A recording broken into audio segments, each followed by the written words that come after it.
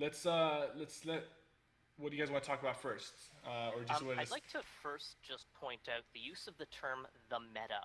the meta? Um, the meta can mean different things to different people, and the term that most closely approximates what I believe most people believe it to be is the standard for whatever it is that we're talking about.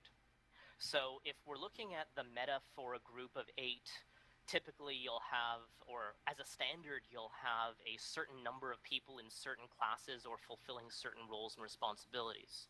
You can also use the term as the meta for a Magicka Nightblade is a specific set of gear and a common, of your 12 abilities, there's probably a common 9 or 10 that fit the meta or the min-maxed build that the majority of players or the majority of what I call the 1% of players will fall into. And just following on that, I'll throw out a theory that I've had that some people will probably not appreciate, but there's the 1%, the 9%, and the 90% of all players.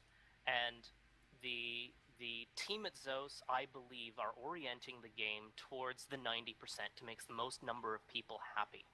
So when we talk about the meta for us, being the more experienced players who I'd say the grand majority of us and the people who are going to listen to this and take it to heart and learn from it are probably part of the 9 or the 1%.